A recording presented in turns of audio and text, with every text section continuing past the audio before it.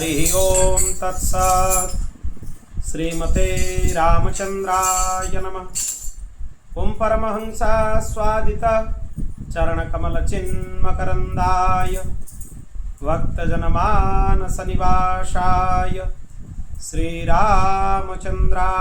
नमः। वागीशा यस्य वदने लक्ष्मीर्यश्च च वक्षसि यस्यास्ति हृदये संवित् तं नृसिंहमहं भजे। विश्वसर्ग विसर्गादि नवलक्षणलक्षितं श्रीकृष्णाख्यं परं धामं जगद्धाम नमामि तत्। प्रह्लाद नारद पराशर पुंडरीक व्यासंबरीश शुक सौनक भीष्मदलभ्यं रुक्मांगदार्जुन वसिष्ठ विभीषणादीन् पुण्यानिमन् परम भागवतं नमामि। श्री सीतानाथ समारंभं श्रीरामानंदार्य मध्यमम् अस्मदाचार्य पर्यन्तं वन्दे श्री गुरु परंपरां। नारायणं नमस्कृत्य नरं चैव नरोत्तमं देवीं सरस्वतीं व्यासं ततो जयमुदीरये। गोविंद जय जय गोपाल जय जय गोविंद जय जय गोपाल जय जय गोविंद जय जय गोपाल जय जय गोविंद जय जय गोपाल जय जय राधा रमण हरि गोविंद जय जय राधा रमण हरि गोविंद जय जय राधा रमण हरि गोविंद जय जय राधा रमण हरि गोविंद जय जय गोपाल जय जय गोविंद जय जय गोपाल जय जय गोविंद जय जय गोपाल जय जय गोविंद जय जय गोपाल जय जय राधा रमण हरि गोविंद जय जय राधा रमण हरि गोविंद जय जय राधा रमण हरि गोविंद जय जय राधा रमण हरि गोविंद गोविंद जय जय गोपाल जय जय गोविंद जय जय गोपाल जय जय गोविंद जय जय गोपाल जय जय गोविंद जय जय गोपाल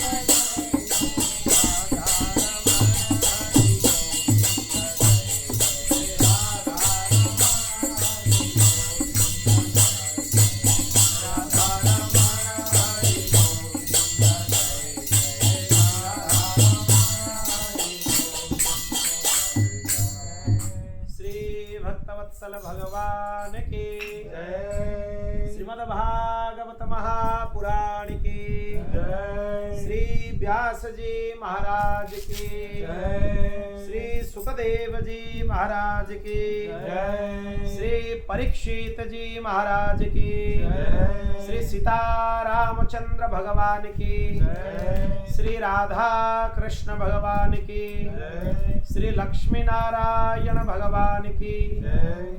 श्री पवन सुत हनुमान की जय। श्री उमा महेश्वर भगवान की जय। श्री सद्गुरुदेव भगवान की जय। श्रीमद् जगत गुरु आद्य रामानंदाचार्य भगवान की जय। जय श्री राधे जय जय श्री सीताराम। हर हर महादेव निताय गौर हरि बोल। अनंत कोटि ब्रह्मांड नायक परात्पर अखिलेश्वर भगवान श्री हरि की महती कृपा करुणा से आज हम एकादश दिवस के श्रीमद् भागवत कथा में प्रवेश करेंगे। आज की तिथि भी एकादशी है और भागवत कथा में भी आज हमारा एकादश दिवस है और इसमें भी हम षष्ठ स्कंध के कथा में प्रवेश करेंगे। सकृन्मनः कृष्ण पदारविंदयो निर्वेशितं तद्गुणारागियैरिह न ते यमं पाशभृशश्च तद्वटान् स्वप्नेऽपि पश्यन्ति चेर्न निष्कृताः। ये स्वर्णाक्षर में लिखने वाला श्लोक है, इतना अद्भुत श्लोक है। सकृन् मनः कृष्ण पदारविंदयो, परमात्मा श्री कृष्ण अतिशय कृपा करते हैं तभी भगवान नाम में प्रीति होती है। एक है जबरदस्ती नाम जप करना और एक है प्रीति पूर्वक नाम जप करना। प्रीति पूर्वक नाम जो जाप किया जाता है उसमें एक एक नाम में स्वाद आता है, स्वाद आता है एक एक नाम में। अब जब नाम उच्चारण करेंगे उसमें इतना स्वाद आएगा, व्याकुल हो जाओगे, तब पता लगेगा कि अभी हमारा नाम में प्रीति हो गया है। पहले क्या कर रहे थे हम? अभ्यास पूर्वक भगवान नाम का जाप कर रहे थे। इतने संख्या में जाप करना है। जब प्रीति आ जाएगा भगवान नाम में, एक एक नाम में आप रम जाएंगे, एक एक नाम में आप तल्लीन हो जाएंगे, एक एक नाम में आप डूब जाएंगे। आपको पता नहीं चलेगा कि कब नाम जप आपका पूरा हो रहा है, मतलब और अभी संख्या में ध्यान नहीं रहेगा। और यह प्रयास पूर्वक नहीं होना चाहिए। यह नहीं होना चाहिए कि हम प्रयास नहीं करेंगे और संख्या भी छोड़ देंगे, नाम जप तो हो रहा है। प्रारंभिक स्तर के साधकों के लिए संख्या पूर्वक नाम जप करना चाहिए। कम से कम 25,000 नाम सबको करना चाहिए। महाराज जी भी बताते हैं क्यों करना चाहिए, क्योंकि एक दिन में हम 21,600 बार श्वास लेते हैं, तो इसीलिए कम से कम तो 25,000 नाम करना ही चाहिए। अगर अभ्यास पूर्वक भी किया जाए, अभ्यास हो जाए किसी का, 1.5 घंटे में 2 घंटे में 25,000 नाम हो जाए, 1.5-2 घंटे में हो जाए। तो इसीलिए नियम पूर्वक पहले संख्या में जाप करना चाहिए। जाप करते करते करते करते हमारा दुष्प्रवृत्ति कटता हुआ चला जाएगा, नष्ट होता हुआ चला जाएगा। फिर एक दिन आएगा जबकि हमारा नाम में प्रीति हो जाएगा। फिर एक एक नाम जाप करते हुए उसमें स्वाद आने लग जाएगा। नाम को एक क्षण के लिए भी छोड़कर हम नहीं रह पाएंगे। उस स्थिति में उस क्षण हम बोल सकते हैं कि हमारा नाम में प्रीति हो गया। और हमारा नाम में प्रीति कैसे होगा? वो भगवत कृपा से, श्री कृष्ण जब चाहेंगे तभी प्रीति हो सकती है, अपने से नहीं, खुद से नहीं होगा। अति पाप होने से भगवान नाम में प्रेम नहीं होता है। लोग प्रश्न करते हैं, दूसरा सूत्र है।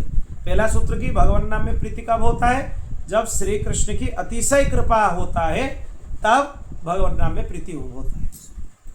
फिर भगवान नाम में प्रेम किसका नहीं होता है? जिसका पाप बहुत ज्यादा होता है, उसका भगवान नाम में चाहते हुए भी प्रीति नहीं हो पाता है। और भगवान अगर किसी जीव के ऊपर अतिशय कृपा करते हैं तब जाकर उसका भगवान नाम में प्रीति होता है। भगवान नाम अगर छूट जाए तो दुख होना चाहिए किसी को। मेरा इतना समय व्यर्थ चला गया, इतना समय मेरा भगवान नाम में नहीं गया, जाप नहीं कर सका। नाम में जब प्रीति होती है तब भक्ति का आरंभ होता है। बोल भक्तवत्सल भगवान की। हम लोग ढोंग करते फिरते हैं कि हम लोग भक्ति कर रहे हैं। भक्ति करने वाला चीज नहीं है, भक्ति प्राप्त होने वाला चीज है। भक्ति कब प्राप्त होगा? ये स्तर है। सबसे पहले आप संख्या पूर्वक नाम जप करेंगे कि इतनी संख्या में हमारा नाम जप होना चाहिए, नित्य इतना नाम जप हम करेंगे। यह संख्या, अगर संख्या पूर्वक रोज नाम जप किया जाए, बहुत दिन करते करते करते करते उसमें सालों लग सकते हैं, 10 साल लग सकता है, 15 साल लग सकता है, किसी का 10 महीने में भी हो सकता है। वो निर्भर करता है उसका पाप के ऊपर। पाप बहुत ज़्यादा है तो ज़्यादा दिन लगेगा, पाप अगर कम है तो कम दिन लगेगा। हरि नाम करते करते करते करते एक समय आएगा जब भगवान नाम में प्रीति हो जाएगी। और प्रीति होने के बाद कैसे पता चलेगा प्रीति हो रहा है हमारा? उसमें अपने आप को परीक्षा करना है। कैसे परीक्षा करेंगे? जब हमारा नाम छूट जाता है उसके बाद तुरंत ग्लानि होने लगेगा कि हमारा नाम छूट गया, इतना समय हमारा व्यर्थ चला गया, व्यर्थ के बातों में, संसार की बातों में हमारा समय में आग लग गया। जब हृदय से यह अनुभव होने लगेगा कि हमारा समय व्यर्थ हो रहा है, अभिनय में नहीं, बातों में नहीं, हृदय से जब यह अनुभव होने लगेगा, ग्लानि का अनुभव होने लगेगा कि हमारा समय व्यर्थ में चला जा रहा है, तब आपको पता चलेगा कि हमारा नाम में प्रीति हो गया। तब भक्ति का प्रारंभ हुआ। आप भक्ति में अभी पहले क्लास में आ गए, ये समझना चाहिए। और लोग क्या बोलते हैं, हम लोग भक्ति कर रहे हैं, और उसमें भी संख्या पूर्वक नाम जप भी नहीं हो पाता। इसीलिए ढोंग से, पाखंड से अपने आप को बचाना चाहिए, नहीं तो कुछ नहीं लगेगा हाथ। इसीलिए थोड़ा बहुत हम इधर उधर का नाम जप कर लेते हैं, पर हमारा ढोंग और पाखंड के वजह से उसका जो अनुभव हमें होना चाहिए वो अनुभव नहीं हो पाता है। इसीलिए नहीं हो पाता है, हम बोलकर फिरते रहते हैं हर जगह कि हमारा भक्ति हो रहा है, पर असल में क्या भक्ति हो रहा है वो अपने अंतःकरण को पूछना चाहिए कि मेरे से क्या भक्ति हो रहा है। असल में हम अपने आप को ठग रहे हैं, कुछ भक्ति नहीं हो रहा है। भक्ति होने वाला चीज है ही नहीं, भक्ति प्राप्त होने वाला चीज है। किसके कृपा से? श्री कृष्ण की कृपा से। इसीलिए बोला गया सकृन मनः कृष्ण पदारविंदयो। बोल भक्तवत्सल भगवान की। भगवान का दो स्वरूप वेदों में वर्णन किया गया है, एक निर्गुण निराकार और एक है सगुण साकार। निर्गुण निराकार भगवान का दर्शन आंखों से नहीं होता है, और निर्गुण निराकार किसी के ऊपर दया भी नहीं कर सकता है, क्योंकि वो तो दिखता नहीं है, फिर दया कैसे करेगा वो। निर्गुण निराकार परमात्मा किसी को पाप करने से भी रोकता नहीं है, वो रोक नहीं सकता है क्योंकि वो दिखता नहीं है। अंदर बाहर सर्वत्र भगवान की सत्ता जो है वो रहते हुए भी जीव पाप करता है, क्योंकि निर्गुण निराकार भगवान किसी को सजा नहीं देते हैं, दंड नहीं देते हैं, इसीलिए वो कृपा भी नहीं करते। ये अच्छे से समझना चाहिए। जो निर्गुण निराकार परमात्मा के लिए वेदों में लिखा गया है, उनका वर्णन आया है, ना तो वो किसी के ऊपर कृपा करते हैं, ना तो वो किसी को पाप करने से रोकते हैं, ना वो कहीं पे भी वो अनुभव प्रदान करते हैं। जो निग्रह और अनुग्रह है ये सगुण साकार भगवान ही करते हैं। भगवान में हम भेद नहीं कर रहे हैं, भगवान के स्वरूप के हिसाब से हम बता रहे हैं। भगवान तो दोनों एक ही हैं। देखिए, कोई किसी को हम बोलते हैं कि ये पुत्र है, और वो किसी के लिए पुत्र है तो किसी के लिए भ्राता भी हो सकता है। व्यक्ति तो एक ही है, पर पुत्र का धर्म उसके लिए अलग है और भ्राता का धर्म उसके लिए अलग है। इसी तरह परमात्मा एक ही है, पर जब उनका सगुण साकार ब्रह्म का तुलना किया जाता है निर्गुण निराकार से, निर्गुण निराकार भगवान का काम अलग है, सगुण साकार भगवान का काम अलग है। इसीलिए ये भेद नहीं है, ये दोनों का काम अलग है। निर्गुण निराकार किसी को पाप से रोकते नहीं है, किसी के ऊपर कृपा करते नहीं है। अनुग्रह निग्रह ये उनका काम नहीं है। अनुग्रह निग्रह किसका काम है? सगुण साकार परमात्मा का काम है। इसीलिए श्री राम जी शूर्पणखा को सजा करते हैं, ये निग्रह है, क्योंकि राम जी सगुण साकार ब्रह्म है। इससे अपराध हुआ किससे? शूर्पणखा से। इसलिए शूर्पणखा को भगवान दंड देते हैं, वो सगुण साकार परमात्मा। और अनुग्रह किसके ऊपर किए? सबरी माता के ऊपर। वो हो गया निग्रह और ये हो गया क्या? अनुग्रह। वो सगुण साकार है, इसीलिए निग्रह अनुग्रह करते हैं, वही पाप करने से रोक सकते हैं। निर्गुण निराकार भगवान तेजोमय हैं। तेजोमय होने से भगवान अपने स्वरूप को छिपा कर रखे हैं। लोग बोलते हैं भगवान का दर्शन नहीं होता, पर भगवान का तेज सहने के लिए मनुष्य में सामर्थ्य है क्या?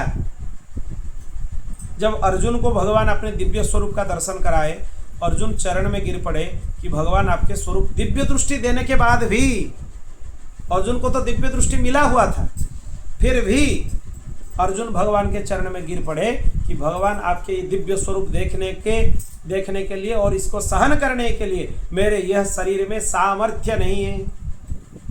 और हमारे अवस्था ही क्या है, जो भगवान के निर्गुण निराकार स्वरूप के ज्योति को देखकर अपने अंदर सहन कर सके। भगवान शंख चक्र गदा पद्म लेकर सामने प्रकट हो जाएंगे तो मनुष्य को मूर्छा हो जाए। मनुष्य ये समझता नहीं है, मनुष्य उसमें तर्क करते रहते हैं कि भगवान दिखते नहीं है। अरे महामूर्ख हो तुम, भगवान अगर शंख चक्र गदा पद्म धारण करके तुम्हारे सामने प्रकट हो जाएंगे, उनको देखने के बाद तुरंत तुम्हें मूर्छा हो जाएगी, सह नहीं पाओगे उनके स्वरूप। उतना सामर्थ्य नहीं है हमारे इस शरीर में, मानव शरीर में। भगवान के हाथ में जो सुदर्शन चक्र है, खाली चक्र का तेज सहन करने के लिए भी हमारे अंदर सामर्थ्य नहीं है। भगवान तो बहुत दूर है। जो सुदर्शन चक्र हैं उनके लिए क्या लिखा है पता है शास्त्र में? कोटि सूर्य समप्रभ, करोड़ों सूर्यों का तेज एक सुदर्शन चक्र में है। आप एक सूर्य नारायण के तेज को सहन नहीं कर सकते हैं, करोड़ों सुदर्शन चक्र के करोड़ों सूर्य नारायण के तेज को क्या सहन कर सकेंगे? और भगवान का तेज क्या है? एक सुदर्शन चक्र का तेज करोड़ों सूर्यों के साथ समान है, और एक भगवान का तेज करोड़ों सुदर्शन चक्र के तेज के साथ समान है। सह सकेंगे? सामर्थ्य है मनुष्य शरीर में। मनुष्य तर्क करते रहते हैं भगवान हमें दिखते नहीं है। भगवान इसीलिए नहीं दिखते हैं, वो हमारे ऊपर दया करते हैं। अगर दिख जाए, उसी ऐश्वर्यमय स्वरूप में दिख जाए हमारे सामने, उसको सहन करने का सामर्थ्य यह शरीर में नहीं है। इसीलिए निर्गुण निराकार बहुत सूक्ष्म है, उनके भक्ति करना भी बहुत कठिन है। भगवान अपने नाम जगत में प्रकट करके रखे हैं। नाम के रूप में भगवान का ही प्राप्ति होता है जीवों को। उनके चित्त अशुद्ध होने के कारण उनको यह अनुभव नहीं हो पाता है कि जितने बार हमारे जिह्वा में हम राम नाम, भगवान नाम, हरिनाम का उच्चारण कर रहे हैं, उतने बार भगवान हमारे जिह्वा में प्रकट हो रहे हैं। वह अनुभव उसको नहीं हो पाता है। यशोदा के यहाँ, देवकी के यहाँ, कौशल्या माता के यहाँ भगवान एक बार प्रकट हुए, पर नाम जापक के यहाँ उसके जिह्वा में भगवान बार बार प्रकट होते हैं। जितना बार वो भगवान नाम लेता है उतना बार भगवान उसके जिह्वा में प्रकट होते हैं, और उसका चित्त अशुद्ध होता है। इसीलिए उसको यह अनुभव नहीं होता है कि भगवान हमारे जिह्वा में प्रकट होते रहते हैं। यह अनुभव नहीं कर पाता है जी, ये उसका कमी है। इसीलिए भगवान में जो सामर्थ्य है, भगवान नाम में भी वही सामर्थ्य है। अणुमात्र भी कम नहीं है। और भगवान दुर्लभ हैं, पर भगवान नाम सुलभ है। इसीलिए मनुष्य स्वरूप के पीछे पड़ना नहीं चाहिए, उसको नाम के पीछे पड़ना चाहिए। लोग स्वरूप में पागल हो जाते हैं। अरे स्वरूप में भी भगवान बहुत छलिया है। वो एक बार किसी को मंद मुस्कान से देख ले तो वो किसी लायक नहीं रहता है। उनका स्वरूप ऐसा है, पर उतना ही वो करते नहीं। एक बार किसी के ऊपर वो देखकर किसी के तरफ हंस ले तो मनुष्य उनके लिए पागल हो जाएगा, रह नहीं पाएगा, पर उतना ही करते नहीं है भगवान। हंसते ही नहीं है, देखते नहीं है किसी के तरफ। इसीलिए भगवान का स्वरूप सुलभ नहीं है, वो दुर्लभ से भी दुर्लभ है, पर भगवान का नाम सर्वसुलभ है। भगवान का स्वरूप बहुत बार हमें दर्शन होता है, पर हम पकड़ नहीं पाते। गीता में क्या गलत लिखा है? वासुदेव सर्वमिति स महात्मा सुदुर्लभ। भगवान हर प्राणियों में है। अगर हर प्राणियों में भगवत दर्शन नहीं हो रहा है, दूसरे भगवान को कहीं ढूंढ रहे हो, तो तुम शास्त्र के विपरीत जा रहे हो। और शास्त्र का उल्लंघन करना घोर महापाप है, साधारण पाप नहीं है। सभी प्राणियों में भगवत दर्शन करो और अनुभव करो कि भगवान हमारे पास है। मनुष्य इतना मूढ़ है, सब में भगवान होते हुए, उसको पता होते हुए भी उनका स्वरूप का वो अनुभव नहीं कर पाता है। इसीलिए भगवान का स्वरूप दुर्लभ है, सुलभ नहीं है। पर भगवान का नाम सुलभ है। सुलभ मतलब बहुत सुलभ है। और स्वरूप में और भी कमी है। देखो, भगवान किसी को दर्शन प्रदान करे, अनंत काल तक दर्शन देंगे क्या? दो तीन मिनट के लिए प्रकट होंगे, फिर थोड़ा वार्तालाप करके अंतर ध्यान हो जाए। पर नाम को अगर तुम अच्छे से पकड़ लोगे तो भगवान कहीं जाने वाले नहीं है। डोर को पकड़ लो, पतंग कहीं नहीं जा सकेगा। इसको अच्छे से समझ लो। इसीलिए नाम के पीछे पड़ो, भगवान के नाम को पकड़ो, नाम का ही ध्यान करो। ध्यान क्या करना है? लोग इधर उधर समझाते रहते हैं। ध्यान क्या करना है? वो नाम के अक्षरों को ध्यान करो। दूसरा ध्यान करने का जरूरत नहीं। कोई राम नाम का जापक है, वो राम देखे अपने सामने स्वर्णाक्षर में लिखा हुआ है। कोई कृष्ण नाम का जाप कर रहा है, वो देखे कि हम कृष्ण, वही कृष्ण नाम लिखा हुआ है, उसी का ही ध्यान करो। नाम का जाप करो, नाम को पकड़ो, नाम का ध्यान करो, नाम का स्मरण करो। स्मरण भी किसका करना है? नाम का। नाम का जप करो, नाम में तन्मय हो जाओ। इतना ही करना है, इतना ही परमार्थ है। परमार्थ को एक लाइन में समझ लीजिए। संपूर्ण शास्त्रों का सार, संपूर्ण कथाओं का सार, संपूर्ण ग्रंथों का सार, संपूर्ण सत्संगों का सार एक लाइन में समझ लीजिए। क्या है? भगवान के नाम को पकड़ो, भगवान के नाम का ध्यान करो, भगवान के नाम का स्मरण करो, भगवान के नाम का जाप करो और भगवान के नाम में तन्मय हो जाओ। बस इतना ही सभी शास्त्रों का सार है। जब तक वागदान नहीं होता है तब तक लग्न नहीं होता है। विवाह के बारे में कुछ पता है? जो ब्याह होता है, विवाह का कर्मकांड है, उसमें एक विधान है। पहले वागदान होता है, कन्यादान जिसको हम बोलते हैं। वागदान मतलब पिता संकल्प करते हैं वाक्यों से कि हम हमारे लक्ष्मी रूपी कन्या को नारायण रूपी वर को प्रदान करते हैं, करने का संकल्प करते हैं। तब जाके लग्न होता है, हस्तग्रंथि होती है विवाह में। इसी तरह वागदान जब तक नहीं होगा, भगवान के साथ हमारा लग्न भी नहीं होगा। वागदान मतलब नाम जप। वाक शक्ति है कि नहीं नाम? इसीलिए जब तक हमारा वागदान नहीं होगा तब तक भगवान से लग्न होना संभव नहीं है। जितने भी संत महापुरुष हैं सब भगवान नाम में तल्लीन हैं। उनको पूछिए आप क्या कर रहे हैं, किसमें तल्लीन है, क्या साधना कर रहे हैं, सब बोलेंगे भगवान नाम, दूसरा कोई आश्रय ही नहीं है। देखिए, नाम सेवा करने से ही बिगड़ा हुआ मन शुद्ध हो जाएगा। नाम का आश्रय लेने से ही पाप छूट जाएगा। पाप प्राय सभी लोग करते हैं, सब करते हैं। गरीब भी पाप करता है, जो धनवान है, श्रीमंत है, वो भी पाप करते हैं। मूर्ख भी पाप करता है, जो बहुत पढ़ा लिखा है, विद्वान है, वो भी पाप करता है। और पाप तो सब लोग करते हैं। कथा सुनने वाला भी पाप कर रहा है, कथा करने वाला भी पाप कर रहा है, सब पाप कर रहे हैं। पर भगवान हृदय में प्रकट हो जाए और पाप करने से लोग रोक लें, तब पाप से मनुष्य मुक्त हो जाएगा। और उसका भी साधन भगवान नाम है, दूसरा साधन नहीं है। आप नाम का आश्रय लेंगे तो भगवान आपके अंतःकरण में प्रकट होकर पाप करने के वृत्ति को नष्ट कर देंगे। यही बात है। नाम से ही भगवान का स्वरूप प्रकट हो जाता है। स्वरूप के पीछे पड़ना नहीं है, नाम के पीछे पड़ो।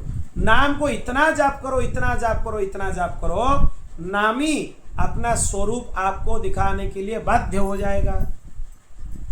स्वरूप के लिए उपासना दूसरा आवश्यक नहीं है, नाम के पीछे पड़े रहो। दुर्योधन को श्री कृष्ण का दर्शन हुआ था, उसको समझाने के लिए गए थे भगवान, पास में बिठाए, बहुत समझाए, भगवान को दर्शन हुआ, पर वो सुधरा क्या? भगवान का दर्शन मिलने के बाद भी जीव सुधरता नहीं है।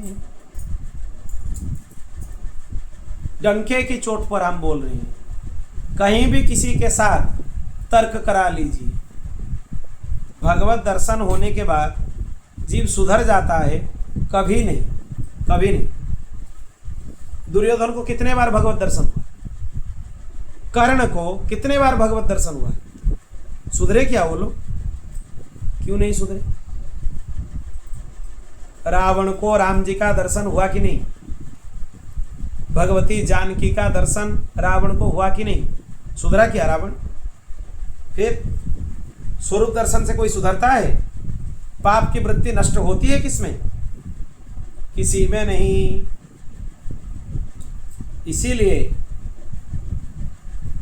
जब भगवान नाम का आप आश्रय लेंगे, स्वरूप का नहीं, नाम का आश्रय लेंगे, तब आपके अंदर पाप करने का वृत्ति का नाश होगा, आप पाप नहीं कर सकेंगे।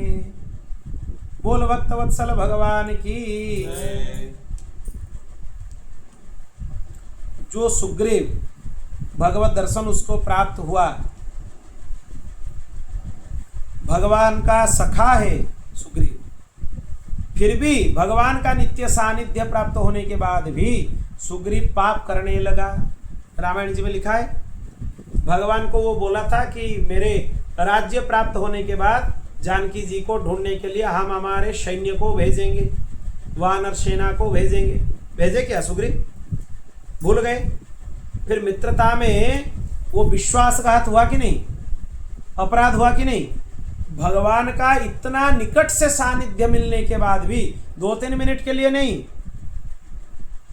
पूरा संपूर्ण दिन भर, कई दिन, एक आध दिन नहीं, कई दिन सुग्रीव भगवान के चरण में रहे, फिर भी सुग्रीव का बुद्धि शुद्ध हुआ क्या?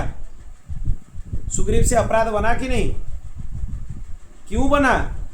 क्योंकि वो भगवान नाम का आश्रय नहीं लिए थे, वो भगवान के स्वरूप का आश्रय लिए।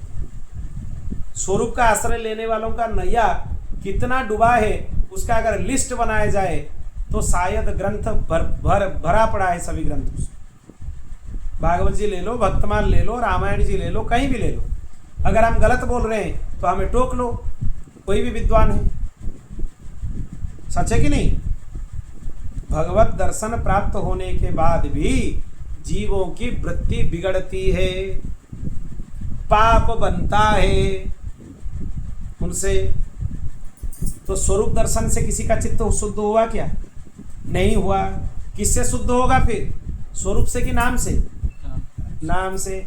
इसीलिए स्वरूप के पीछे मत पड़ो, नाम को पकड़ लो। स्वरूप के पीछे भागोगे कुछ नहीं मिलेगा हाथ में। बोल भक्तवत्सल भगवान की।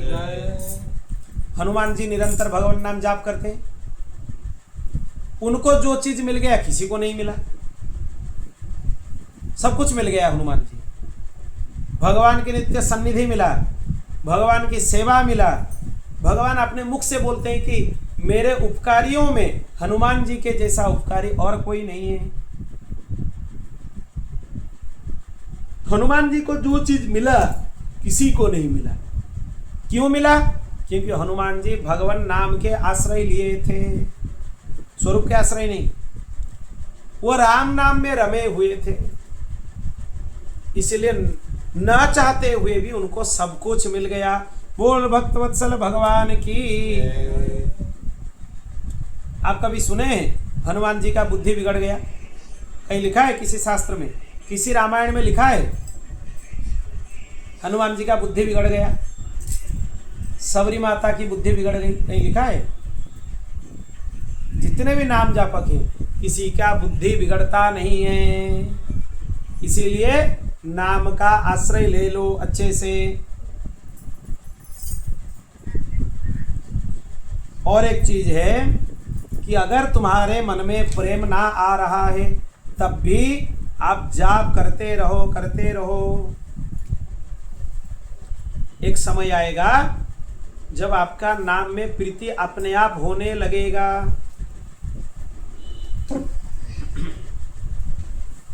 लोग बड़े बड़े ब्रह्मज्ञान बांटते हैं, लोगों उपनिषद पढ़ते हैं, प्रस्थान त्रय पढ़ते हैं, सब करते हैं, फिर आकर बोलते हैं मेरा इतना घाटा हो गया, इतना मुनाफा हो गया।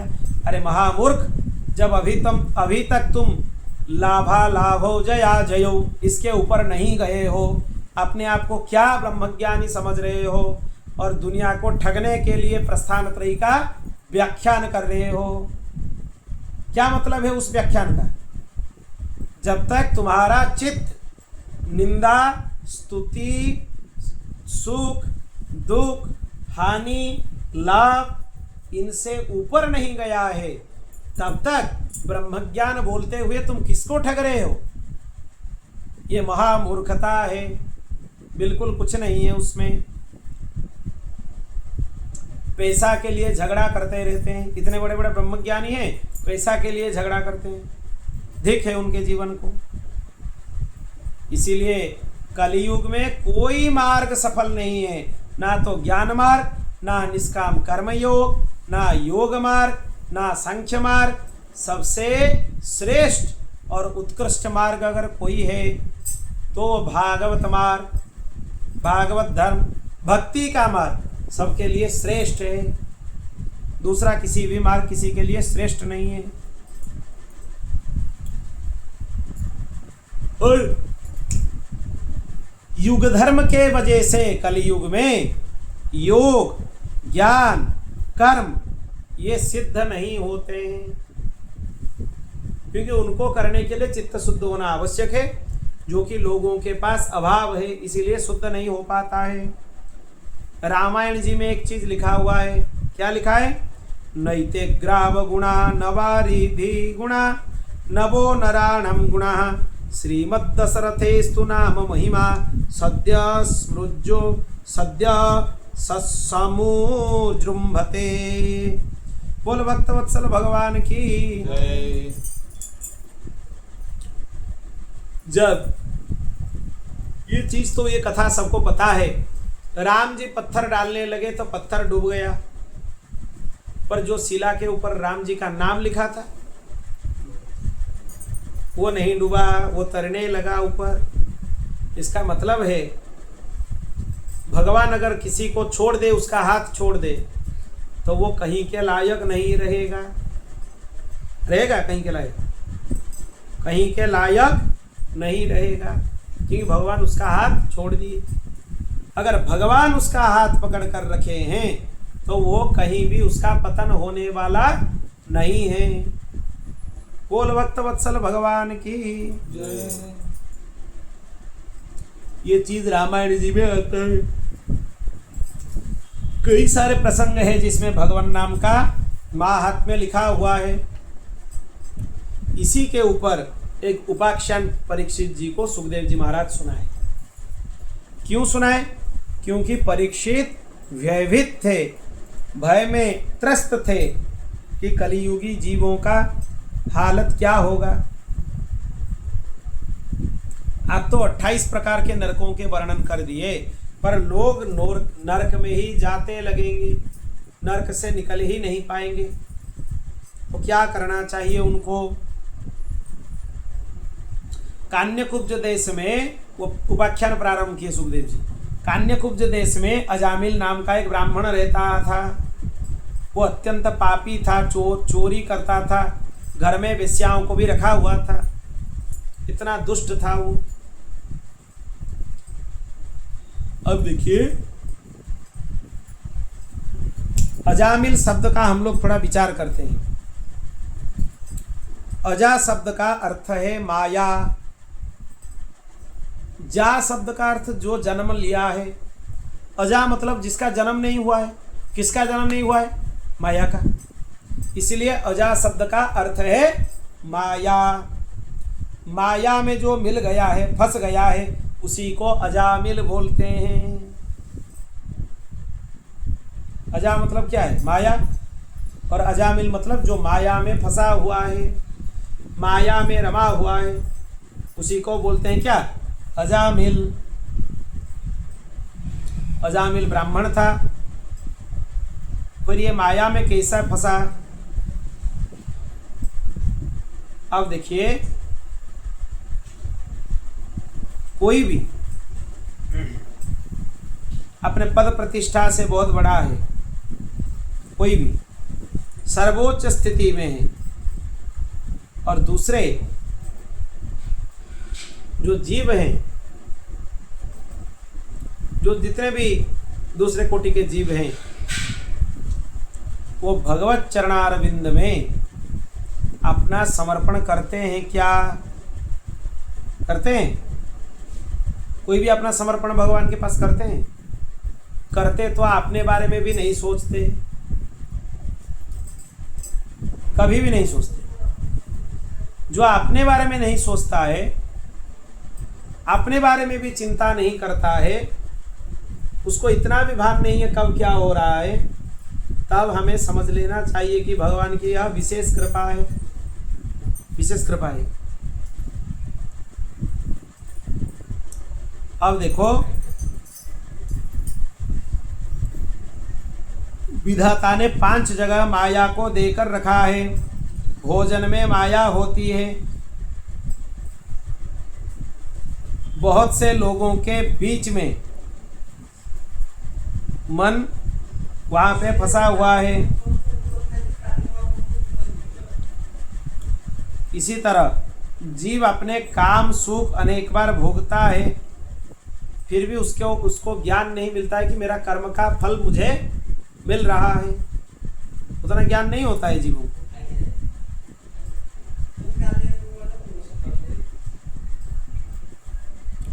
इसी तरह ये आगे विस्तार होता गया, सबको पता चल गया त्रिलोकी में। क्या पता चला? कि यह भगवान का संपूर्ण उन्हीं का ही माया का खेल है, भगवान के अलावा और कोई नहीं है। माया भी किसका अंश है? भगवान का ही अंश है। इसीलिए भगवत शरणागति आश्रय लोगे तो माया से बचोगे। अगर दूसरे चीज उसमें सोचोगे कि माया से हम बच जाएंगे, ये करके वो करके, वो संभव नहीं है। इसीलिए भगवत आश्रय लेना चाहिए।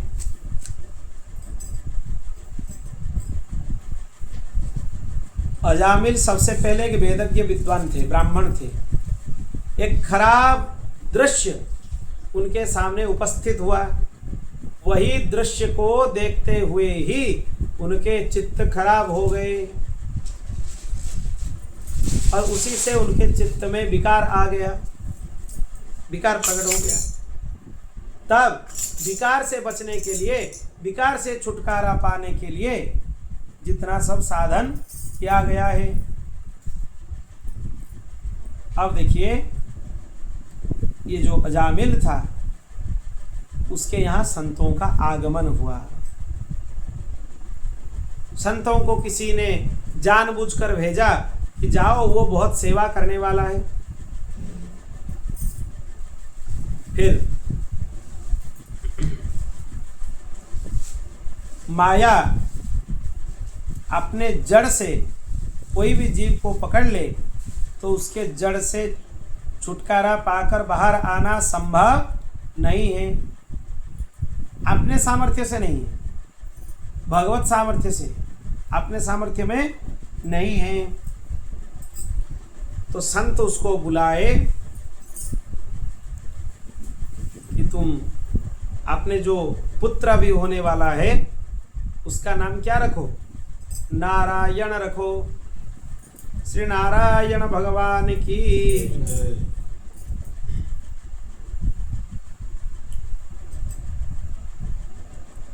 अब देखिए, यह जो अजामिल चरित्र है इसमें मुख्यतया भगवान नाम का ही महात्म्य है, जिसको हम लोग अभी चर्चा कर रहे थे।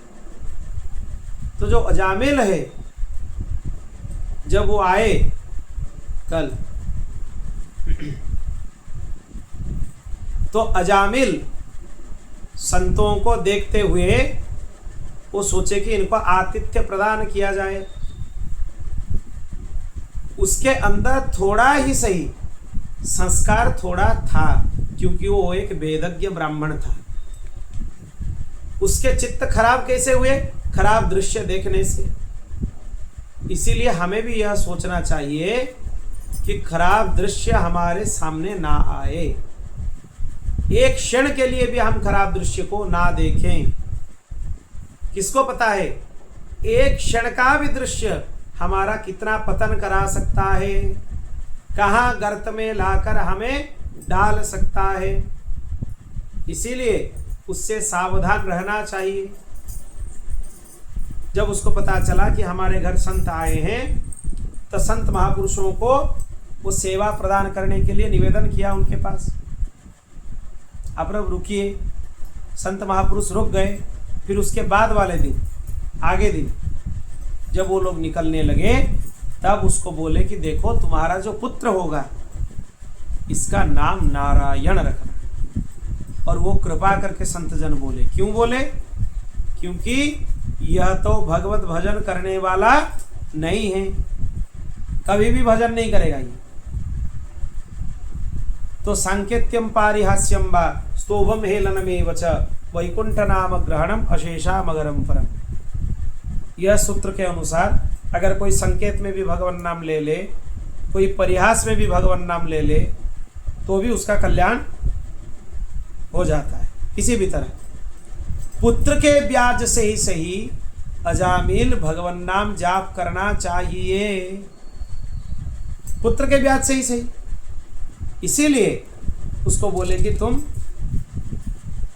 अपना पुत्र का नाम नारायण रख देना। इसे बोलकर संत जन चले गए।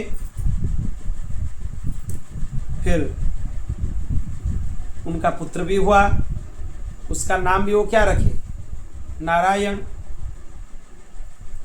पर वो उतना भगवत भक्त पहले से नहीं था, और ये तो पूरा विमुक्त थे। कौन? अजामिल संपूर्ण विमुक्त थे। पहले भगवत भक्त थे, फिर विमुक्ता की ओर चले गए। इसीलिए अब देखो, अजामिल को बहुत ज्यादा पुत्र मोह था। उठते बैठते खाते सोते काम करते हुए वो नारायण नारायण नारायण करता रहा। अब देखिए, हर वक्त अगर वो नारायण करता है तो नारायण शब्द का उच्चारण किसके पास जाता है? संसारी मनुष्यों के पास जाएगा क्या? किसके पास जाता है वो आवाज? भगवान श्रीमन नारायण के पास ही जाता है, इधर उधर नहीं जाता है।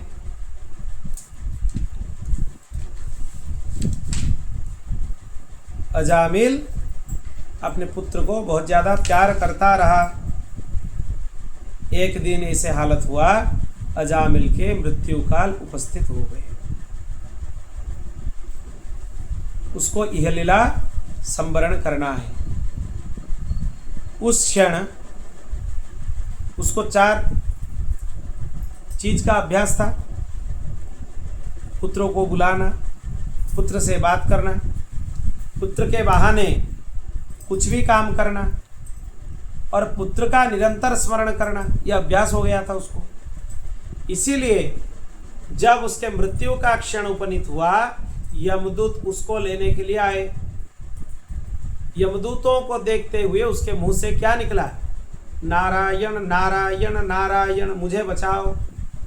तो अब ये प्राकृत नारायण नहीं बचाएगा उसमें। कौन बचाने वाले हैं वहां? साक्षात परिपूर्ण परब्रह्म। तो विष्णुदूत वहां पर आकर पहुंच गए और उनको भगा दिए। किसको?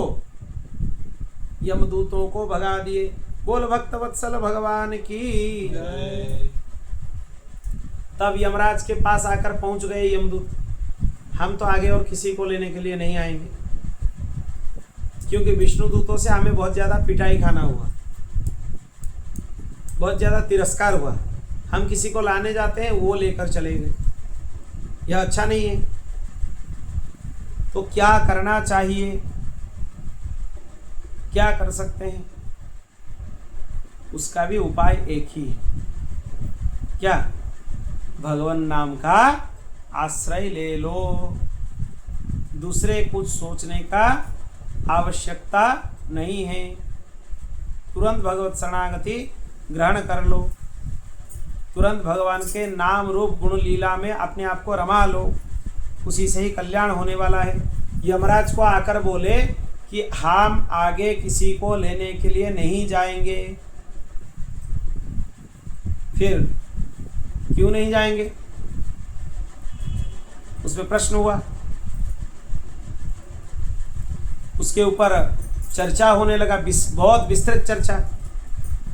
तब यमराज एक वहां पे बोल दिए कुछ लक्षण, ये लक्षण अगर किसी भी प्राणी में घटित हो रहा है उसको ले आओ। कौन सा लक्षण? जिह्वान भक्ति भगवत गुण नाम धेयम चेतस न स्मरति तच्चरणारविंदम कृष्णाय नो नमति जत्सिर एकदापि तानानयध्वमसतो कृत विष्णु कृत्यान। जिसका जीव सुधरती है उसका जीवन सुधरता है,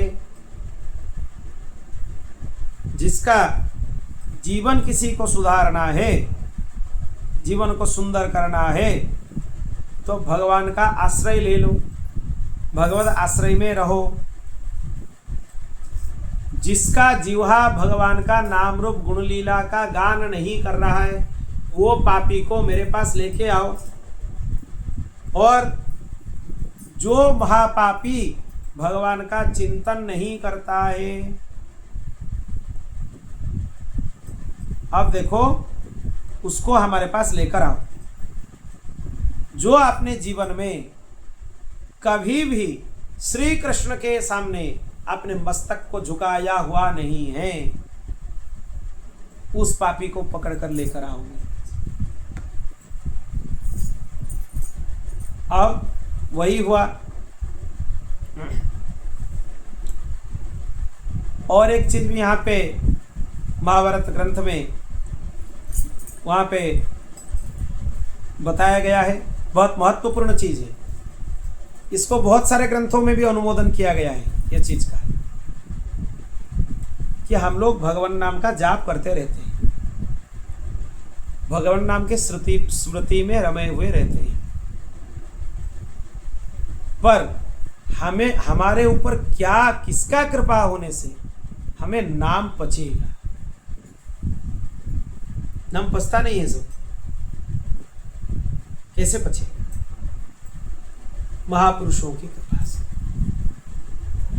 महाभागवतों की कृपा से। भक्तों का नाम नित्य पाठ करना चाहिए, इसीलिए बताया जाता है। भक्तों का स्मरण नित्य करना चाहिए, भगवत लीलाओं का स्मरण इसीलिए करना चाहिए, तब जाके यहाँ से उद्धार किसी का हो सकता है, नहीं तो होना कठिन है, बहुत कठिन है।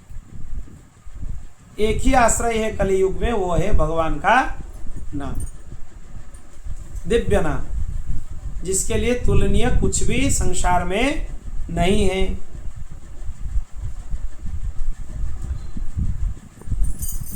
अजामिल को ये ग्लानि होने लगा कि मेरे जैसे पापी कोई नहीं है, सब प्रकार का पाप मैं किया हूँ, पर आज देखिए मैं स्वयं विमान में बैठकर भगवत धाम जा रहा हूँ, ये भगवत कृपा है। फिर वो प्रणाम किए, फिर वहां से चले गए। अब देखो 12 महाभागवतों का नाम भी यहाँ पे बताया गया है। वही यमदूत के वार्तालाप में 12 महाभागवतों का नाम बताया गया है। उसका तात्पर्य क्या है, क्यों बताया गया? इनके स्मरण करने से भगवत भक्ति जीव को सुलभता से प्राप्त हो सकते हैं। कौन है ये 12? स्वयंभूर्नारदो शंभु कुमारो कपिलो मनु प्रह्लाद जनको भीष्म वलिर्वैयासकिर्वयम् द्वादशैते बीजानीमो धर्मं भागवतं भट गुह्यं विशुद्धं दुर्बोधं यज्ञात्वामृतमश्नुते।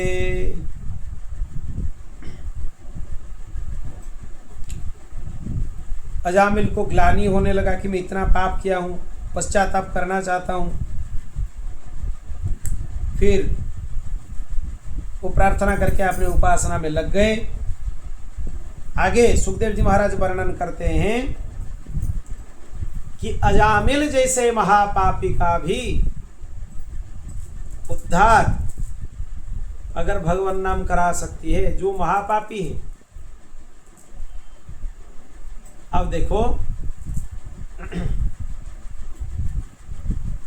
जब व्यक्ति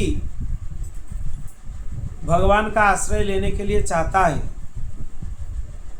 उसी क्षण भगवान उसके हृदय में बैठ जाते हैं। मात्र वो इतना ही सोच लेता है कि हम भगवान की तरफ चलेंगे। पर अगर भगवान की विशेष कृपा किसी को चाहिए तो सत्पुरुषों के संग का आश्रय लेना चाहिए, सत्पुरुषों का अनुगमन करना चाहिए। बोल भक्तवत्सल भगवान की। वो 12 महाभागवत कौन है? ब्रह्मा जी, नारद जी, और कौन है उसमें? पहले हो गए स्वयंभू, नारद, फिर शंभु। शंभु मतलब शिव जी। उसके बाद आ गए कुमार। कुमार मतलब सनक, सनंदन, सनातन, सनत कुमार, ये हो गए। फिर कपिल देव। कपिल मतलब कपिल भगवान, देवहूति पुत्र। मनु अर्थात स्वयंभु मनु, जो सबसे पहले मनु थे, पहले मनवंतर के थे। प्रह्लादो जनको भीष्म, प्रह्लाद जी, जनक जी और भीष्म पितामह। वलिर वैयासकिर वयम, राजा बलि और वैयासकी मतलब सुखदेव जी, और सबको मिला के ये हो गए 12 महाभागवत। ये 12 महाभागवतों की कृपा किसी के ऊपर हो जाए तो उसके लिए भक्ति और कष्टदायक नहीं रहती है, भक्ति उसके लिए सुलभ हो जाती है। बोल भक्तवत्सल भगवान की। इनका स्मरण रोज करना चाहिए, 12 महाभागवतों का स्मरण। एक 56 छंद में भी लिखा हुआ था, हम लिख के दिए थे, उसमें भी कर सकते हो, मंत्र से भी कर सकते हो, पर नित्य इनका स्मरण करना चाहिए। दक्ष प्रजापति के हरवस्व सबलास्व नामक बालक थे, वो संन्यास ले लिए। दक्ष प्रजापति के कन्याओं का वर्णन तो पहले ही किया जा चुका है।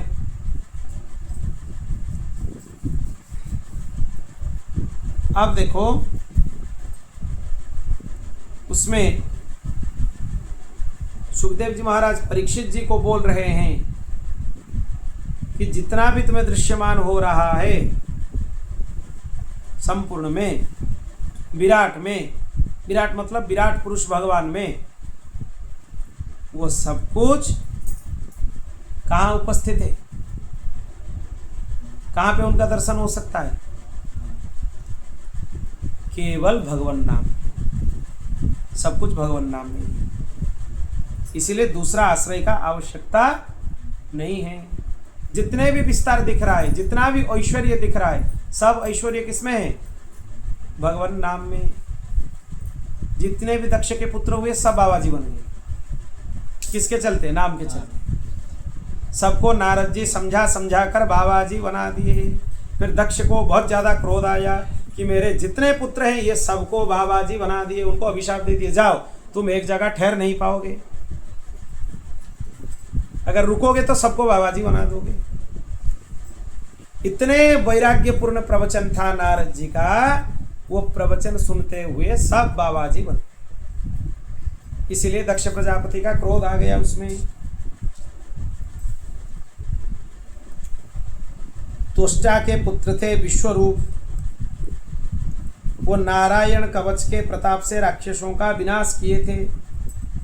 ये नारायण कवच बहुत मंत्रात्मक है। ये कवच का वर्णन आगे आने वाला है उसमें। असल में क्या हुआ, एक दिन इंद्र से उनके गुरुवर का अपराध बन गया। बृहस्पति जी आकर खड़े हुए थे, इंद्र से बृहस्पति जी का हतादर हो गया, सम्मान नहीं किया। तब बृहस्पति जी अपने गुरु पद को छोड़कर चले गए। फिर देवता सोचने लगे कि हम हमारे गुरु पद में किसको बिठाएं। वो त्वष्टा के पुत्र विश्वरूप को देव गुरु के पद पर प्रतिष्ठित किए, गुरु बना दिए। पर उनका जो मातृकुल था, मातुल का कुल था, वो राक्षस कुल था। वो लोग आकर निवेदन किए उनको कि जो यज्ञ तुम कर रहे हो, यज्ञ में हमें भी थोड़ा भाग मिलना चाहिए। खाली देवताओं के लिए तुम स्वाहा स्वाहा करते रहते हो, तुम हमारे वंश में हो, इसीलिए हम राक्षसों के ऊपर भी तुम्हें कृपा करना चाहिए। यह बोल गए। अब देखो, देवगुरु बृहस्पति के छोड़कर चले जाने के बाद तुष्टा पुत्र विश्वरूप, उनको इंद्र अपने गुरुपद में बिठाने के बाद भी इंद्र से एक महद अपराध बन गया। क्या अपराध बन गया? पता चल गया कि राक्षसों को यज्ञ में भाग मिल रहा है। छुपकर ये सबके लिए आहुति दे रहे हैं। जब इंद्र के लिए आहुति देंगे, इंद्राय स्वाहा, जोर जोर से बोलेंगे। जब राक्षसों के लिए आहुति देंगे तो क्या बोलेंगे? धीरे से बोलेंगे। पर इंद्र को पता चल गया कि ये इसे कर रहे हैं। तुरंत इंद्र उनका सर को धड़ से अलग कर दिया। गुरु अपराध लगा, ब्रह्म हत्या लगा। किसको? इंद्र। अब ब्रह्म हत्या से वो कैसे मुक्त होगा, सोचने लगा। तब सोचते सोचते उसके मन में यह आया कि इसको हम 4 भाग में बांट देते, और जो मेरे ब्रह्म हत्या के एक एक भाग लेंगे उनको एक एक वरदान देंगे। उनके ब्रह्म हत्या को पृथ्वी देवी ले ली। इसीलिए आज भी पृथ्वी में आप लोगों को दिखेगा लाल मिट्टी, वो ब्रह्म हत्या का दोष है। और पृथ्वी जी को वरदान क्या दिए इंद्र, कि कहीं भी आपका गड्ढा हो जाएगा वो अपने आप भर जाएगा, अपने आप भर जाएगा कुछ दिन। दूसरे, उनका जो ब्रह्म हत्या अपराध था वो वृक्षों को दे दिए। इसीलिए कुछ वृक्षों में आपको खीर देखने को मिलता है, दूध वृक्ष से निकलता है ना, वो ब्रह्म हत्या है वृक्ष। उनको इंद्र वरदान दिए कि कहीं से भी आपका डाल टूट जाए तो आपका नया शाखा प्रशाखा वहां से विस्तारित होता रहेगा। तीसरे ब्रह्म हत्या को कौन ले लिए? जल। जल में आपको जो फेन मिलते हैं वो क्या है? ब्रह्म हत्या का अपराध। उनको इंद्र क्या वरदान दिए कि देखो, कहीं भी जितना भी कीचड़ हो तुम्हारे अंदर अगर घोल कर मिला दिया जाए, कुछ ही क्षण में वो नीचे बैठ जाएगा। जल को कोई अशुद्ध नहीं कर सकता है। कितना भी उधर उधर का चीज उसमें मिला लो वो बैठ जाता है। मतलब जल का निर्मलता। फिर अंतिम चतुर्थ भाग किसको मिला? माताओं। इसलिए उनके मासिक श्राव होते हैं, वो उनका ब्रह्महत्या दोष है। उनको वरदान क्या दिए इंद्र कि देखो, अपने कथन के तरीके से तुम किसी को भी फंसा लोगे, किसी को भी मोहित कर लोगे। वो तो बांट दिए, पर त्वष्टा शांति से नहीं बैठे, उनको पुत्र वियोग का अनुभव हुआ। तब वो यज्ञ करने लगे। यज्ञ में इंद्र शत्रु विवरधस्व बोलने के स्थान पर इंद्र शत्रु विवरधस्व बोल दिए। संधि से बोलना चाहिए था कि इंद्र शत्रु विवरधस्व, बोल दिए इंद्र शत्रु विवरधस्व। और ई में भी गलत हो गया, ह्रस्व ई के जगह दीर्घ ई बोल दिए इंद्र शत्रु। इतना छोटा सा गलती हो गया बोलने में। हम तो कितना गलती करते हैं मंत्र बोलने में, आजकल के जो पूजन कर रहे हैं। उसी से ई को ई हो गया। गुरु और शत्रु को शत्रु यानी ऊकार को गुरु स्वर में बोलने के कारण मंत्र का भावार्थ बदल गया। इंद्र को मारने वाले का स्थान पर इंद्र से मरने वाला हो गया। होना चाहिए था इंद्र को मारने वाला, पर अर्थ क्या हो गया? इंद्र से मरने वाला। वही हुआ। ये वृत्रासुर, इंद्र के साथ उनका भयंकर युद्ध हुआ। युद्ध भूमि में वृत्रासुर, ये वृत्रासुर साधारण नहीं है। इसके लिए जीव गोस्वामी वृत्रासुर नहीं लिख सके, श्रीमद वृत्त लिखते हैं। बोलते हैं कि उनके लिए हमें ये साहस नहीं हो रहा है कि वृत्रासुर लिखें, असुर शब्द लिखें उनके लिए। ये वृत्रासुर को वध करने के लिए इंद्र दधीचि ऋषि के अस्थि से वज्र बनाए। सभी देवता दधीचि ऋषि के पास गए, उनको प्रार्थना की कि आपके जो हड्डी है अंदर से, उसी से ही वज्र का निर्माण हो सकता है। उसके लिए उनको शरीर त्यागना होगा, नहीं तो वो कैसे निकलेगा वहां से। वो अपना देह का त्याग किए, फिर वज्र का निर्माण हुआ दधीचि ऋषि के अस्थि से। फिर उससे इंद्र युद्ध करने लगे। किससे? वृत्रासुर से। वृत्रासुर युद्ध भूमि में होते हुए भी अद्भुत स्तुति करता है भगवान को। इसको ये 4 श्लोकों को हम लोग बोलते हैं वृत्र चतुश्लोकी। बोल भक्त वत्सल भगवान की। ये 4 श्लोक अद्भुत हैं। इन्हीं के आधार पर ही वल्लभाचार्य जी आपने पुष्टि मार्ग को प्रस्तुत किए। यही 4 श्लोकों के आधार से क्या बोला गया इसमें देखिए। मत्स्य पुराण में तो यह लिखा है, जो ग्रंथ में वृत्रासुर का चतुश्लोकी है उसी को भागवत बोला जाता है। मत्स्य पुराण में मिलता है। अहम हरे तव पादैक मूल दासानुदासो भवितास्मि भूय मन स्मरेत् सुपतेर्गुणास्ते गुणे तव कर्म करोतु काय न नाक पृष्ठम न च पारमेष्ट्यम न सार्वभौम्यम न रसाधिपत्यम न योग सिद्धिरपुनर्भवं वा समंजसत्वाविरहय्य कांख्ये अजात पक्ष्या इव मातरं खगा स्तन्यं यथा वत्सतराख्युधार्था प्रियं प्रियैव व्युसितं विषण्णा मनोरविन्दक्षति द्रुक्ष्यते त्वं ममोत्तम श्लोक जनेषु सख्यं संसार चक्रे भ्रमतः स्वकर्मभिः त्वन्मायया आत्म मजदार गेहे श्वासत चित्तस्य ननाथ भूयात्। अब देखिए वृत्रासुर क्या बोल रहे हैं भगवान के लिए। हे भगवान, मुझे आपके दास के दासों का दास बना दीजिए, दास बना दीजिए, और कुछ नहीं चाहिए जीवों को। और अनन्य रूप से आपके चरण कमल में हमें प्रीति चाहिए। ना तो हमें स्वर्ग चाहिए, ना तो हमें ब्रह्मलोक चाहिए, ना तो भूमंडल चाहिए, ना तो रसातल चाहिए, ना हमें योग सिद्धि चाहिए। ये कुछ नहीं चाहिए हमें।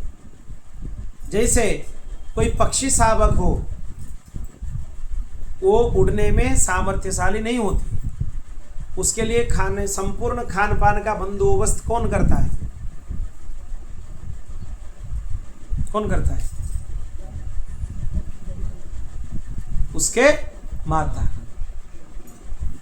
खाली करती नहीं है, उसके चंचू में लाकर दाना भरती है। उसका उदाहरण देते हैं वृत्रासुर। अजात पक्ष्या इव मातरम खगा, जैसे पक्षी शावक का जब तक वो उड़ने में सामर्थ्यवान नहीं है उसके माता उनका पोषण करती है, वैसे ही भगवान आप हमारे पोषण करते रहे। फिर उनको लगा कि नहीं ये थोड़ा हल्का हो, फिर क्या बोले आगे, स्तन्यम यथा वत्सतरा क्षुधार्था, जैसे बछड़ा अपने माता के मार्ग को अपेक्षा करते हुए रहता है, वैसे ही प्रभु मैं आपको अपेक्षा करता हुआ रहता हूँ, यह विरह हमें प्रदान कीजिए। फिर वृत्रासुर सोचे नहीं ये भी थोड़ा कम हो। फिर आगे क्या है, प्रियम प्रियैव व्युसितम विषन्ना, कोई पति अगर बाहर चला जाए व्यवसाय करने के लिए, वो वहां से लौटने के बाद बहुत दिन के बाद जब पत्नी से मिलती है, कितने विरह उनके अंदर होता है, तो उसके बारे में यहाँ पे बताया गया है कि वृत्रासुर बोलते हैं हमें इसी तरह विरह प्रदान करो। प्रभु आप नहीं चाहिए, आपके नाम हमें चाहिए, आपका स्वरूप नहीं चाहिए, आपका नाम चाहिए। पहले ही आज हम सुन रहे थे कि स्वरूप से कितने लोग ठगे, सब ठगे गए। इसी तरह वृत्रासुर भगवान को स्मरण किया, फिर इंद्र के बाणों के द्वारा, इंद्र के अस्त्र के द्वारा वृत्रासुर का वध हुआ। वृत्रासुर भगवत धाम को चला गया। बोल भक्त वत्सल भगवान की। अब यहाँ पे प्रश्न आया कि वृत्रासुर साधारण नहीं हो सकता है, वो कौन था पूर्व जन्म में, कितना भगवत भक्त होना यह साधारण बात नहीं है। तब वहां पे सुखदेव जी महाराज बोले कि यह अभिशप्त राजा चित्रकेतु था। और उसको दंड क्यों मिला, एक बार भगवान महादेव रुद्र अपने अंक में भगवती पार्वती को बिठाते हुए सनकादिकों को उपदेश कर रहे थे, कथा सुना रहे थे। वो आकाश से निकल रहा था अपने विमान से, कौन, अभिशप्त राजा चित्रकेतु। तब जब उनको वो देखा, उसके मन में आया कि हम भगवत धाम करेंगे, भगवत धाम का दर्शन करेंगे, भगवत दर्शन करेंगे। उसके मन में यह लालसा उत्पन्न हो गया। फिर वो नीचे आ गया, पर उसके सामने दृश्य क्या दिखा कि भगवान शिव अपने अंक में पार्वती जी को लेकर बैठे। तुरंत उसके मन में आया कि ये व्यक्ति कितना निर्लज्ज है, संतों के महापुरुषों के सभा में भी अपने पत्नी को अपने अंक पर रखते हुए वाचन कर रहा है शास्त्रकार। शिव जी को तो कुछ नहीं लगा, कुछ खराब नहीं लगा, पर भगवती पार्वती को यह खराब लगा कि देखो स्वयं सनकादि के कोटि के महापुरुष बैठकर कथा सुन रहे हैं, उनके मन में यह भाव नहीं आया। ये एक राजा आ गया, इसके मन में यह भाव आया कि भगवान हमें अपने गोद में बिठाकर वाचन कर रहे हैं, यह निर्लज्जता है, नहीं है। फिर वो अभिशाप दे दी कि जाओ तुम राक्षस योनि में जन्म लेना। जब भगवत कृपा होने वाला है तुम्हारे ऊपर, तब फिर से तुम्हारा वो शरीर छूट जाएगा और तुम्हें फिर से भगवत धाम प्राप्त होगा, भगवत धाम मिलेगा। तो इसीलिए ये चित्रकेतु यह अभिशप्त राजा थे। किनसे अभिशाप मिला था, भगवती पार्वती से। इसीलिए उनका चित्त राक्षस बनने के बाद भी इधर उधर नहीं हुआ। भगवत भक्ति उनके अंदर था, क्योंकि भगवान शिव को वो दर्शन करने के लिए आए थे। यद्यपि उनका मन इधर उधर चला गया, पर वो इधर उधर जाने के लिए वहां पे नहीं आए थे, वो कृतार्थ होने के लिए आए थे, दर्शन करने के लिए आए थे। इसीलिए अगर भगवत भक्त का पतन होता है तो भी पतन से बचाने वाले कौन है, भगवान ही होते हैं। दंड देने वाले भी वही हैं और वहां से बचाने वाले भी वही हैं। बोल भक्त वत्सल भगवान की। ये वृत्रासुर उपाख्यान बहुत अद्भुत है। चित्रकेतु का पूर्व जन्म में वैराग्य हुआ, वो भगवान संकर्षण को साक्षात्कार किया। चित्रकेतु को जो अभिशाप मिला था वो सब चरित्र इसमें आगे लिखा हुआ है। अदिति और दिति के संतानों के बारे में बताया गया है। उन्हीं से मरुदगणों की उत्पत्ति के बारे में बताया गया है। भगवती दिति एक बार गर्भधारण की थी, पर वो शौचाचार का पालन कर रही थी, पर उससे कुछ गड़बड़ हुआ, जिसके कारण शौचाचार में इधर उधर हो गया। शौचाचार में इधर उधर होना फिर वो दिक्कत है, उसमें इधर उधर होना नहीं चाहिए, तब जीव भटकेगा नहीं। अगर शौचाचार कोई जीव तिलांजलि दे दे तो इधर उधर जीव भटकता हुआ रहेगा। बोल भक्तवत्सल भगवान की।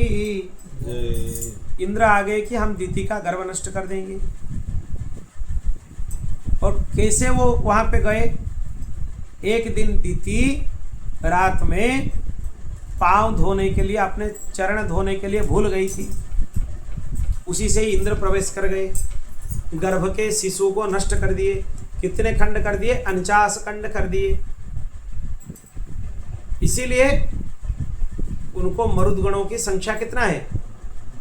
49, क्योंकि इंद्र के द्वारा उनके गर्भ को 49 खंड किया गया।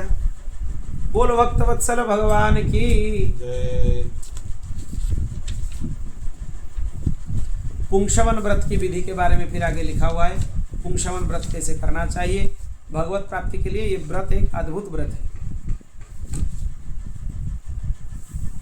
अब देखिए यहाँ पे अंतिम में एक चीज हम बोलेंगे जो कि आज के विषय का सबसे महत्वपूर्ण प्रसंग है, वो है नारायण कवच।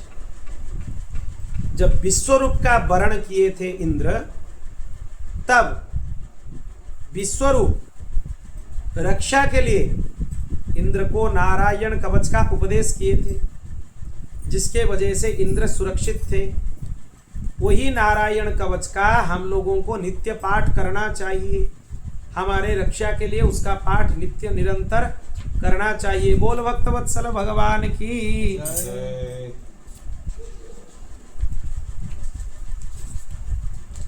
वो इस प्रकार है। नारायण कवच अध्याय कितना है?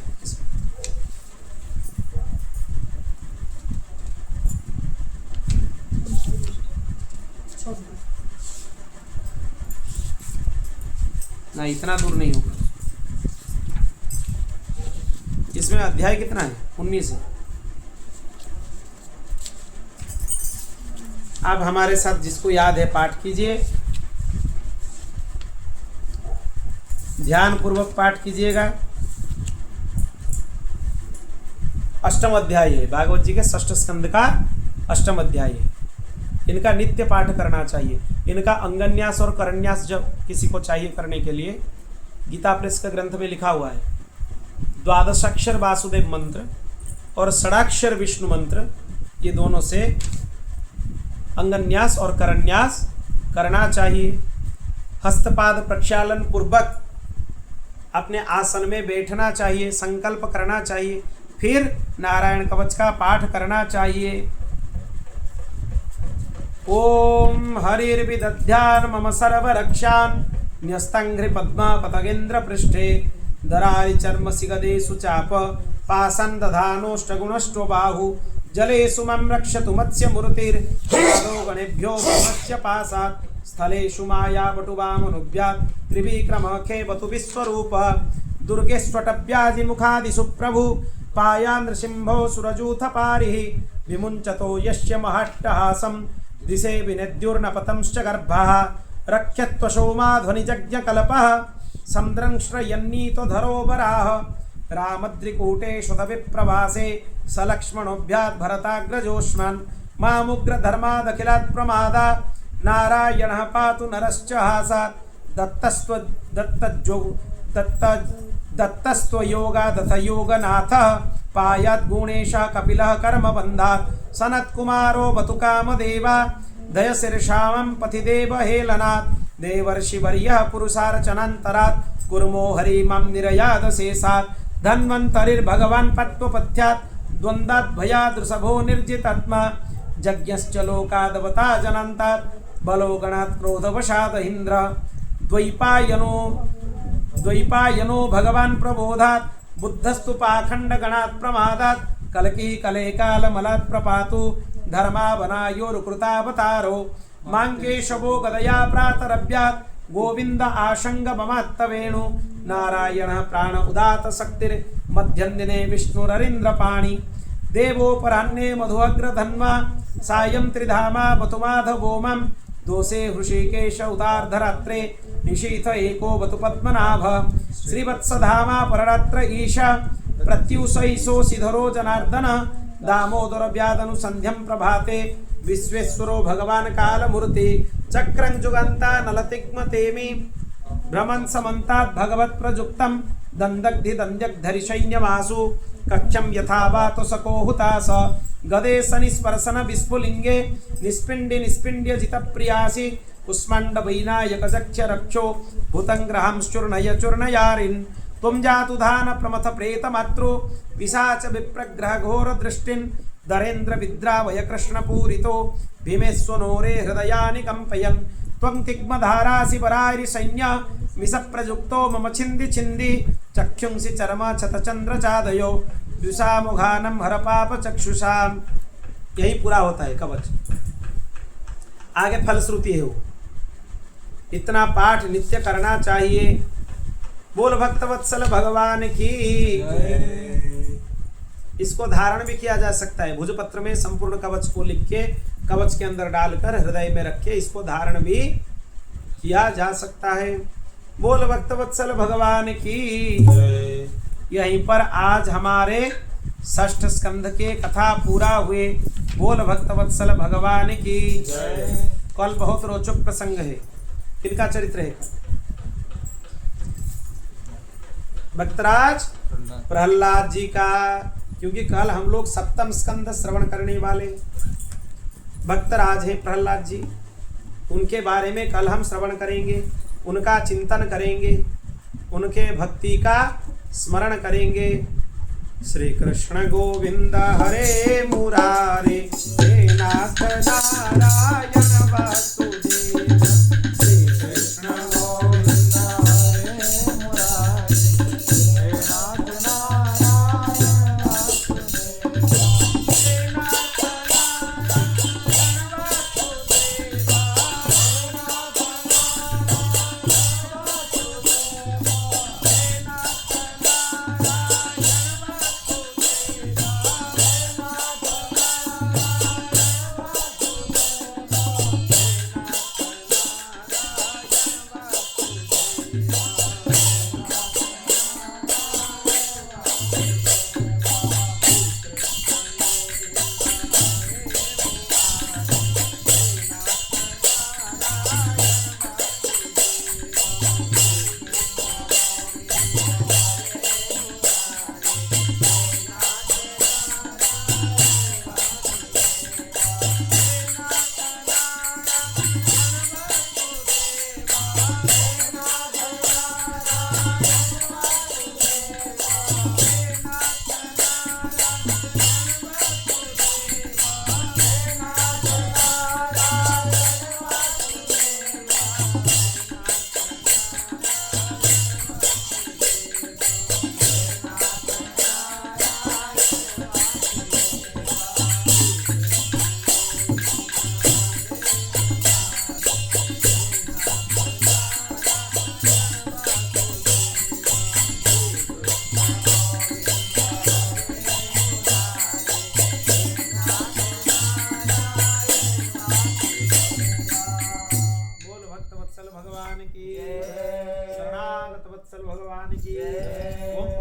पूर्णमिदं पूर्णात् पूर्णमुदच्यते पूर्णस्य पूर्णमादाय पूर्णमेवावशिष्यते। हरि ओम शांति शांति शांति।